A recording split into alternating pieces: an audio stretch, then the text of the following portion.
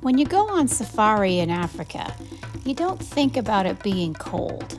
But when it's only about 45 degrees at sunrise, or about 6 degrees Celsius, and you're driving around in an open vehicle, it is damn cold. Underneath these massive green ponchos are layers of blankets and jackets and sweatshirts and t-shirts and undershirts. And oh yeah, a hot water bottle.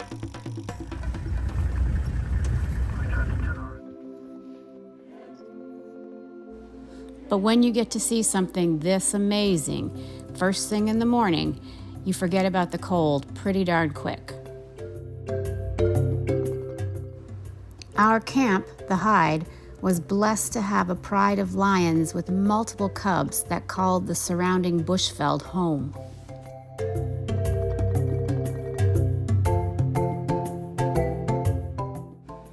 We encountered this same pride several times during our stay, and were entertained for hours as we watched them doing what all young children love to do.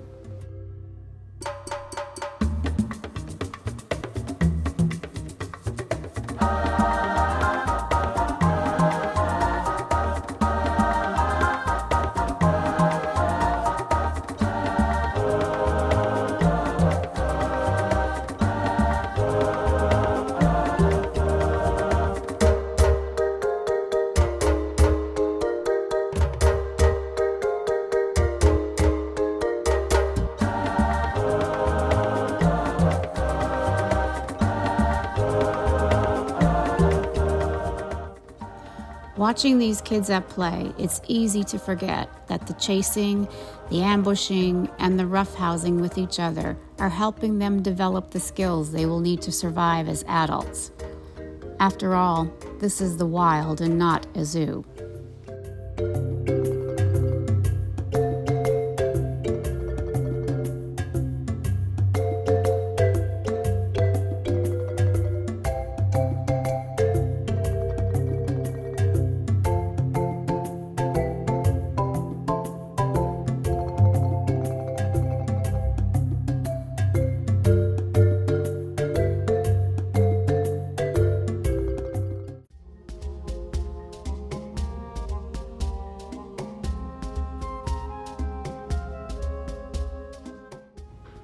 It took a few hours, but eventually we warmed up and the layers came off. But we weren't the only creatures affected by these cold African winter nights. And what kind of mongoose are they? Oh, look, they're coming across over here. Dwarf. Yes. Dwarf mongoose.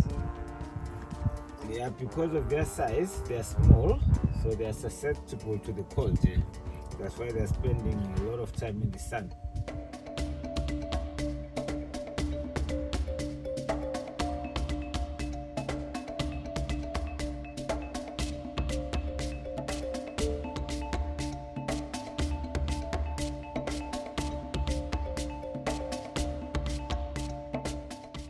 There's so many trees around, they are competing for the sun. So this one is slanting, trying to get to the sun. Yeah, that's why they won't like twist around like that.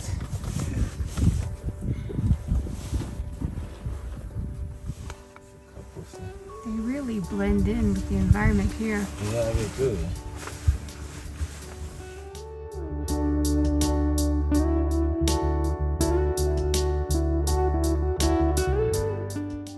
Visiting Zimbabwe on this trip was extremely important to me, partially because I lived here as a child when it was still called Rhodesia, and have always wanted to return, but mostly because I needed to bring my father home.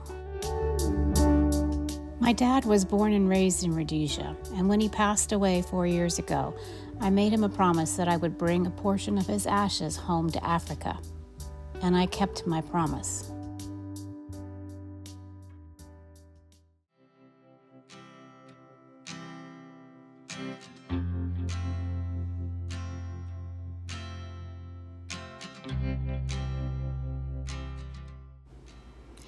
You'd never know it from these videos, but our guide shared with us that this was a very active pride, and with so many mouths to feed, it hunted quite frequently. Unfortunately for us, it seemed that every time we encountered them, they were either relaxing or playing or just being a family. Regardless, we savored every moment they tolerated our presence and allowed us to continue looking through that window into their world.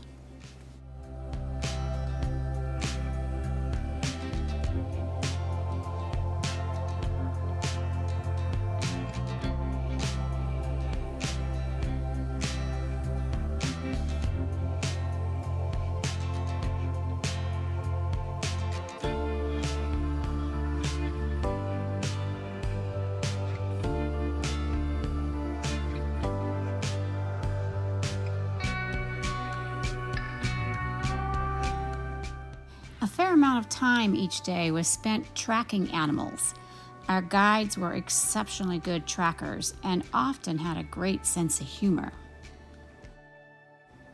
When we stumbled upon this interesting trail, our guide had us convinced a massive snake had just passed by. Eventually, he let us in on the joke and explained that the tracing had been left behind by an elephant dragging his trunk along the road because he was just too tired to keep it up off the ground.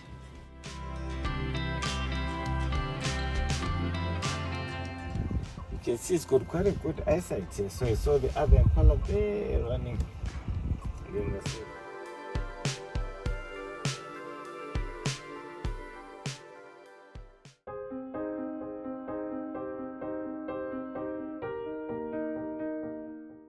During this encounter with the same local pride of lions, we saw 3 of the lionesses showing interest in a small herd of something way off in the distance.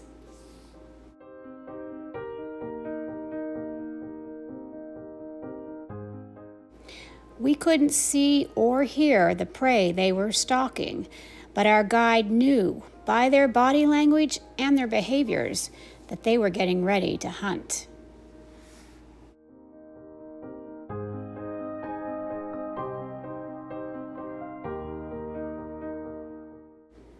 As is typical in a pride of lions, it's primarily the female lions, along with a few juvenile males, who do most of the hunting. The younger cubs and the alpha male hang back and wait for dinner to be served.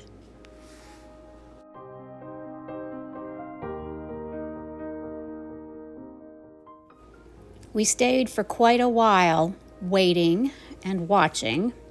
We even gave up having our sundowner drinks with the hopes of witnessing a hunt. But as the light faded fast and dusk turned into dark, we finally gave up and headed back to camp.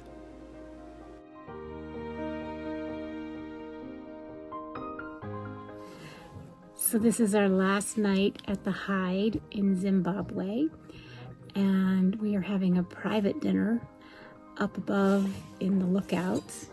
Everybody else is downstairs having a nice group dinner, and we're up here, just the 2 of us, having a nice romantic dinner by candlelight. This is family oriented? Well, No, this is very couples oriented. no, but it's like run by a family. Not a big You can tell it's well run by, it's not a corporation, it's people who care about how things are run and people who care about the guests and people who care about people being happy. So very well run. I mean, isn't Africa just amazing? Yes, it's amazing. Did you think it was going to be like this? Yes. You did? Yes. I didn't think it'd be this incredible. It's absolutely mind-blowing. Despite this being our last evening here, we skipped the after-dinner drinks and retired early for the night. The next morning, we were on the road by 6 a.m., headed back to Victoria Falls to catch our flight. But before we left, Zimbabwe had one last treat for us.